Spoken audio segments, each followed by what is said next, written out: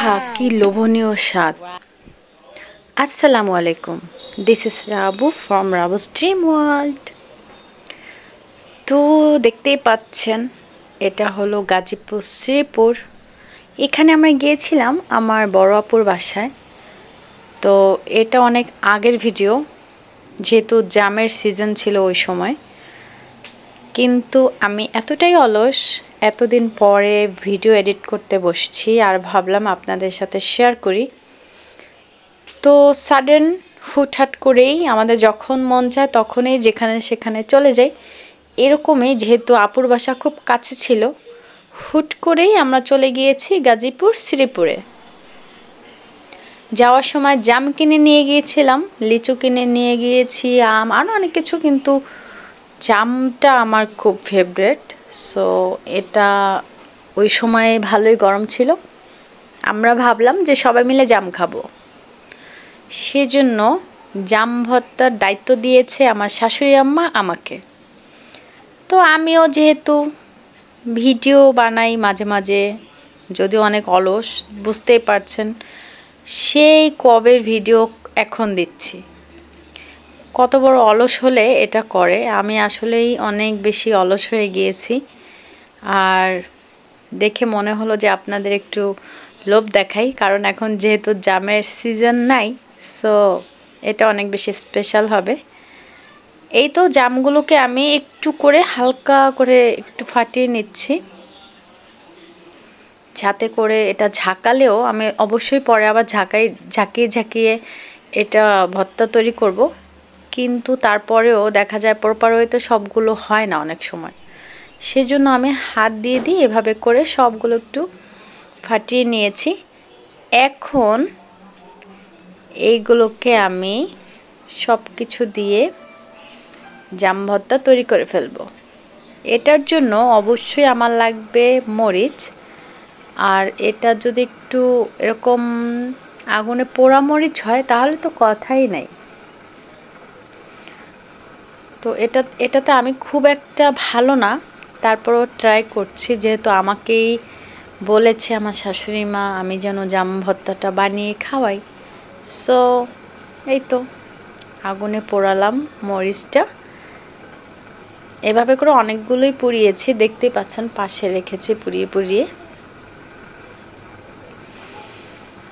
আর আমরা যেহেতু সবাই অনেক বেশি ঝাল খাই, সো এই 4-5টা মরিচ কোনো ব্যাপারই না। আর ওখানে ভালোই জাম আছে, তারপরেও ওই রকম ঝাল হয় না যতটা আমরা আশা করেছিলাম।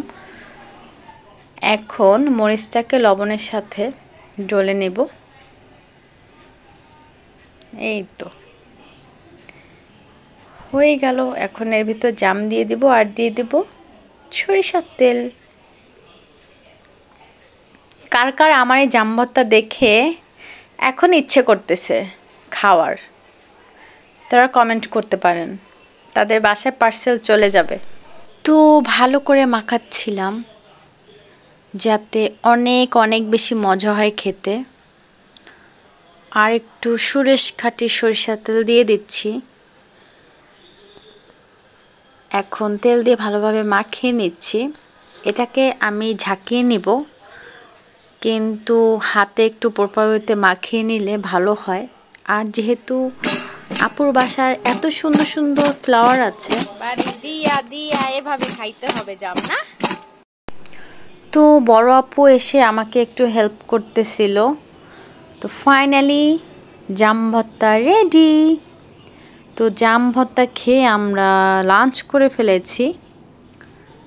লাঞ্চ করে ভাবলাম কি করা যায়, তো আমরা সবাই রেডি হয়ে গিয়েছি। রেডি হয়ে একটু ক্লিপ নিয়ে নিচ্ছিলাম, যেহেতু ওই সময় বর্ষাকাল ছিল, একটু একটু বৃষ্টির সিজনও ছিল, আবার একদম গরম ছিল। তো সেই জন্য চারপাশে একটু জঙ্গল হয়ে গিয়েছে। এইখানে আসলে শীতে এসে খুব মজা। এর আগেরবার যখন আমরা এসেছিলাম তখন শীতে, আর এই যে এখন শীতকাল, এই সময়টা সবচেয়ে বেশি মজা লাগে। তো যাই হোক, এরপরে আমরা চলে গেলাম, আপু একটা জমি কিনেছে, ওই জমিটা দেখতে সবাই মিলে চলে যাচ্ছিলাম। দেখেন চারপাশের নেচারটা কি সুন্দর। তো আমরা অটো নিয়েছিলাম, আর এটা কিন্তু গার্মেন্টস, একদম গার্মেন্টসের পাশেই। আপনারা সবাই জানেন গাজীপুর শ্রীপুর ওই এরিয়া কিন্তু প্রচুর প্রচুর গার্মেন্টস আছে।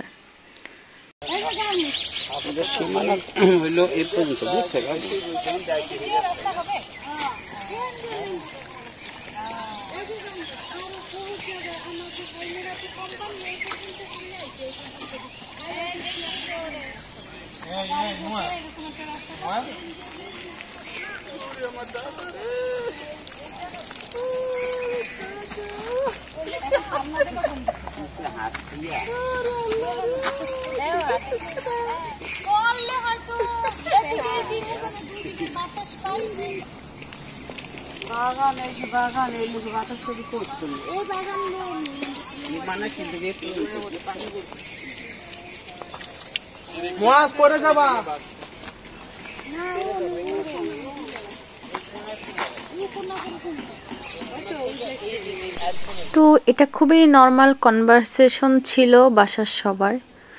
এরপরে আমরা এই রাস্তা ধরে বেরিয়ে পড়লাম, আর এখানে দেখতেই পাচ্ছেন কাঁঠালের সমারোহ।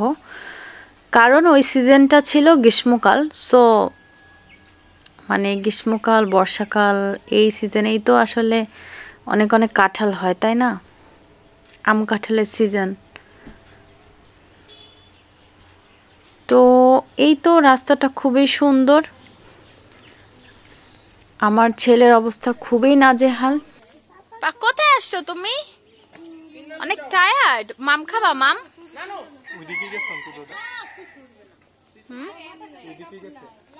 না,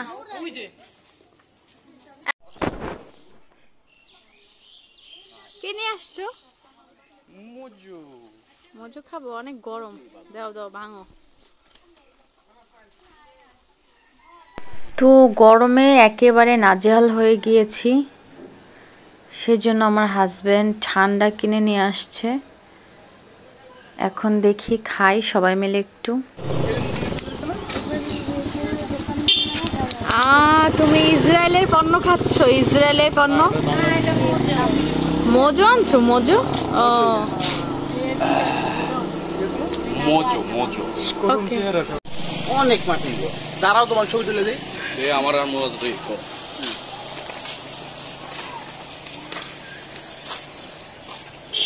হাই পাপা। এটা হলো মাটির ঘর, তাই? বুঝছো? বলো এটা মাটি, মাটি বলো মাটির ঘর। এটা মাটির ঘর, পাশেই হলো এরকম কাঁঠাল গাছ।